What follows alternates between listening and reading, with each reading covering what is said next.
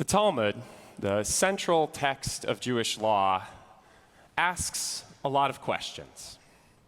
When do we read the Shema in the evening? Why can't I use a stolen lulav? What happens if my ox falls on top of your ox and both of our oxen die? But of all of the Talmud's most esoteric and puzzling questions, the most confounding to us today is perhaps a simple one. My Hanukkah. What is Hanukkah? What is Hanukkah? You mean to tell me that the rabbis of the Talmud had to ask what Hanukkah is? Hanukkah is the festival of lights. Instead of one day of presents, we have 8 crazy nights. Adam Sandler wrote a song about it.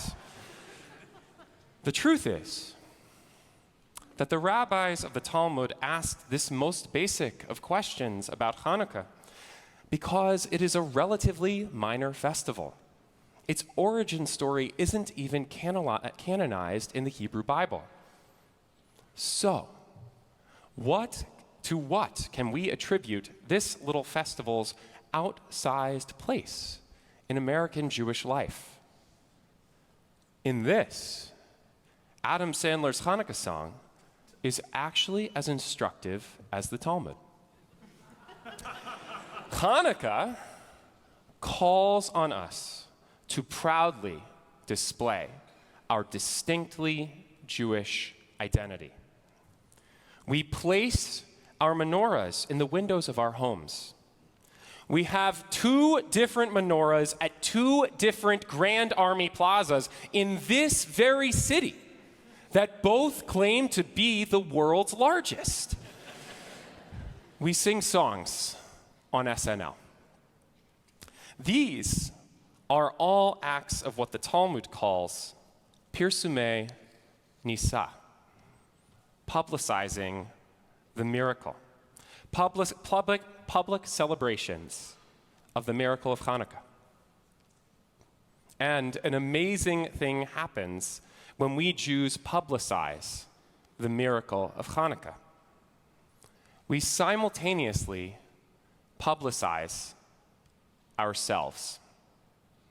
As Rabbi Rachel Barenblatt put it, during Hanukkah, we Jews are supposed to let our souls shine. It's our job in this world to be human candles. But what do we Jews shine for? Hanukkah demands that we blazon ourselves, declaring our distinct identity as a people. But what makes us Jews different today? Just a few days before 2020, especially in the cosmopolitan context of contemporary America. Rabbi Eli Kampfer offers a rich paradigm for pondering this question. He proposes that we look to our past as far back as we can and think about the legacies we inherit from the names of the Jewish people that were used in the Bible. The Bible calls our people by 3 names: Hebrews, Israelites, and Jews. And all 3 of these names appear in this week's Torah portion, Miketz. So let's see what we can learn from them. At the beginning of Miketz, Pharaoh is searching for someone who can interpret a couple of disturbing dreams concerning cannibalistic cows and crops. And Pharaoh's chief cupbearer recalls that he met a person with just such a gift when he was in prison. V'sham itanu na'ar ivri. And a Hebrew youth was there with us. And when we told him our dreams, he interpreted them for us.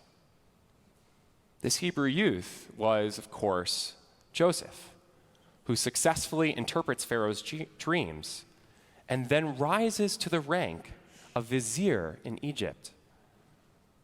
The Hebrew word for Hebrew is ivri, from the root ayin bet resh. This root has a range of meanings, but its most telling in this context is to cross over a boundary.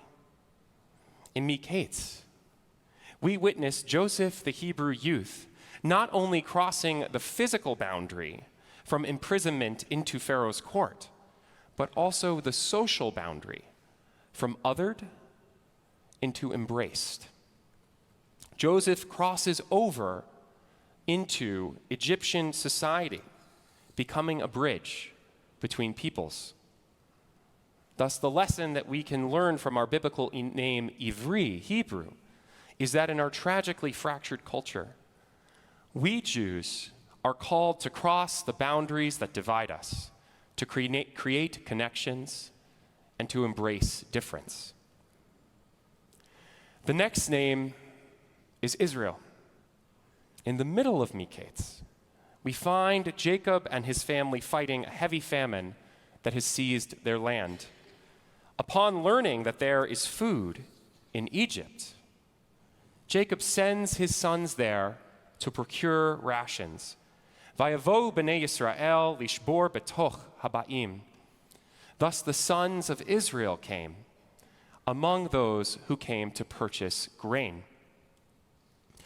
2 weeks ago, in Parshat Vayishlach, we read the story of Jacob's name change to Israel. In this week in Miketz, we see the names Jacob and Israel used interchangeably. However, the use of the name Israel in the verse that I just quoted, I think, is a telling one.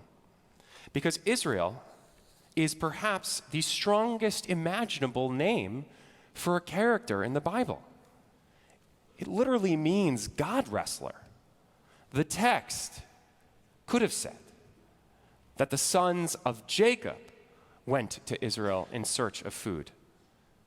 But Miketz specifically says the sons of Israel, the sons of the God wrestler. So this teaches us that even the mightiest among us need to ask for help sometimes.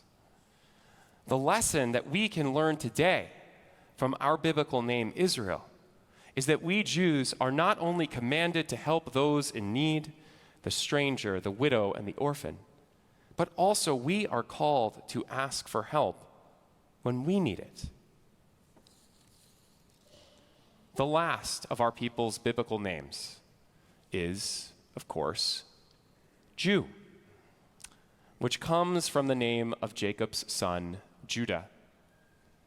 In last week's Torah portion, we read how Judah and his brothers despised their youngest brother Joseph so much that they threw Joseph into a pit, sold him into slavery, and told their father Jacob that Joseph was dead.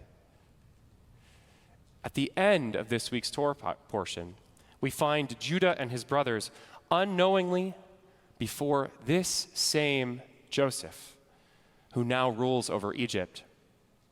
Joseph has commanded that the brothers hand over their youngest brother, Benjamin, to be Joseph's slave. And how does Judah respond to Joseph's demand? Vayomer Yehuda ma nomar ladoni, ma nidaber. And Judah said, "What can we say to my Lord? How can we speak? Here we are then, all of us, as slaves to my Lord, all of us, sons of Jacob."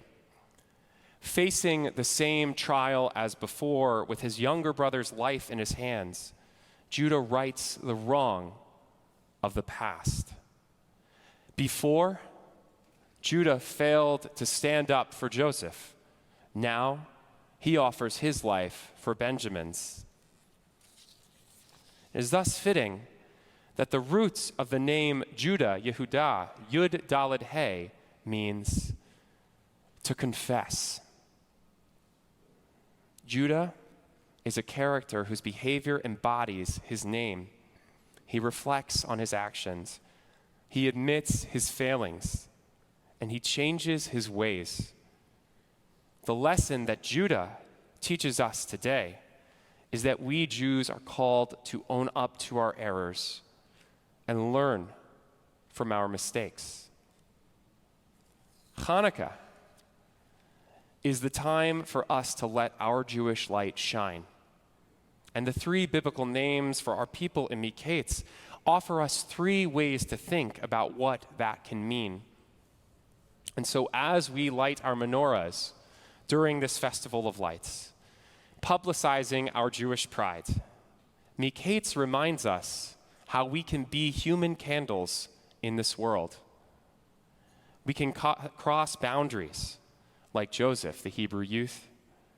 We can ask for help like the sons of Israel. We can right our wrongs like Judah, or all of the above.